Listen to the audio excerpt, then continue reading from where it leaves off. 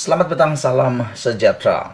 Selepas beberapa kali Rafizi mendedahkan perkara-perkara yang menarik di Malaysia, terutamanya tentang kapal LCS yang tak siap-siap itu, hari ini tampil seorang individu yang paling dikehendaki. Beliau kata Rafizi penipu. Itu kata Abdul Latif. Apa cerita sehingga Rafizi digelar sebagai penipu? Selepas dikritik hebat, termasuk ada yang mempertikaikan sama ada kekayaan dikumpulnya adalah hasil derma orang ramai, Timbalan Presiden PKR Rafizi Ramli kembali memberi janji untuk menawarkan saham syarikat diasaskannya, yaitu Invoke Solutions dan Berhad. Bagaimanapun, calon Pakatan Harapan PH kerusi Parlimen Pandan itu yang memegang lebih 70% saham Invoke tidak menyatakan dengan tepat bila saham itu akan ditawarkan. Rafizi berkata demikian dalam kenyataan hari ini sebagai menjawab beberapa persoalan yang dibangkitkan oleh pelbagai pihak berhubung aset miliknya yang kini berjumlah RM18.85 juta. Bagaimanapun, ahli Majlis Pimpinan Tertinggi Bersatu, Datuk Abdul Latif Ahmad berkata, Rafizi yang pernah berjanji memberikan saham Invoke kepada kaki tangannya 5 tahun lalu, masih belum menjawab pemilikan sahamnya, sedangkan beliau mengatakan firma itu adalah sebuah badan tidak berasaskan keuntungan. Menurutnya, Rafizi, pemimpin PKR yang kononnya sentiasa bercakap berkaitan ketulusan dan amanah, juga berjanji untuk menagihkan saham itu kepada lebih 80 kaki tangan sebagai penghargaan terhadap sumbangan mereka.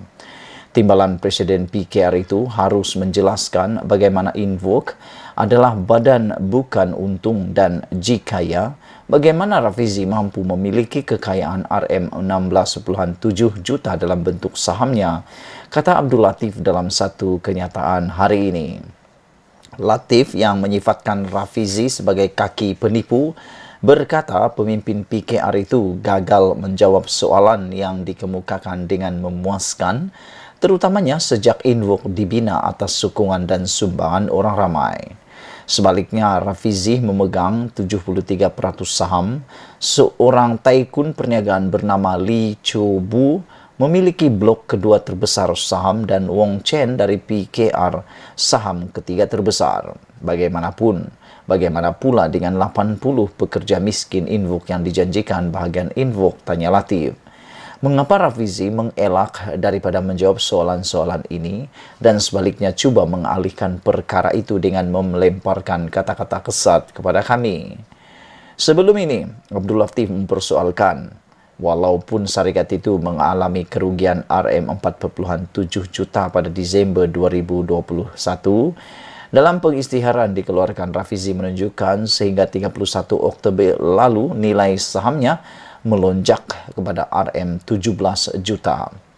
Seorang bekas pemimpin PKR, Datuk Muhammad Rashid Hasnun turut mempertikaikan kekayaan Rafizi sambil berkata, Invoke ditubuhkan oleh Rafizi, kononnya untuk kepentingan awam. Invoke telah merayu dan menerima sumbangan orang ramai, sokongan orang ramai melalui beberapa cara kutipan dana. Adakah Rafizi bersetuju Invoke menerima sokongan awam termasuk melalui beberapa cara kutipan dana walaupun beliau telah memasukkan wang beliau sendiri? Adakah Rafizi bersetuju bahawa saham Invoke yang kini bernilai berjuta-juta ringgit adalah sebab sokongan orang ramai dan publicity terhadapnya untuk mendapatkan pilihan raya yang adil?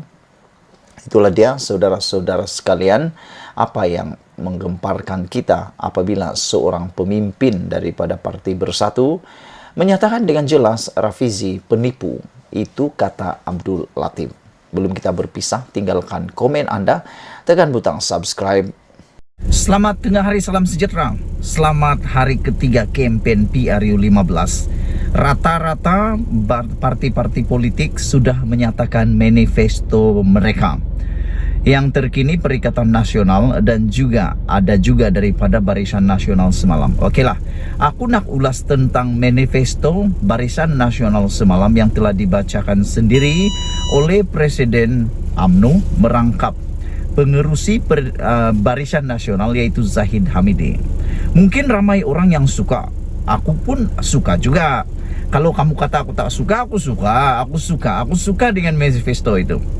Antara manifesto yang dinyatakan janji, manifesto ini janji, tak tahulah dibuatkah tidak, kita tunggulah nanti. Yang aku tertarik pertama ialah apabila pengerusi Barisan Nasional yaitu Zahid Hamidi mengatakan akan ada yuran percuma ataupun tidak ada yuran pengajian percuma untuk semua rakyat yang berada di B40 untuk pengajian tinggi. Itu bagus, itu memang menarik, itu boleh menarik dan sangat bagus kalau tapi ada kalaunya. Kalau dilaksanakan, jangan saja nanti tiba-tiba pula ada kelayakan inilah, ada kelayakan itulah, dan ada juga mungkin tiba-tiba nyatakan pula fasa demi fasa. Kalau nak bagi semua, itu kita suka. Yang kedua yang kita suka juga ialah apabila janji manifesto itu menyatakan akan ada pendigitalan dalam pendidikan. Ini menarik karena sudah banyak kali kita dengar, dengar, tapi tak jadi-jadi juga. Jadi yang kita harap ialah bukan hanya manifesto semata-mata, tapi dijadikan. Janji manifesto Barisan Nasional itu ialah tidak akan ada buku teks lagi kalau Barisan Nasional menang. Jadi akan ada pendigitalan. Semua orang akan guna peranti.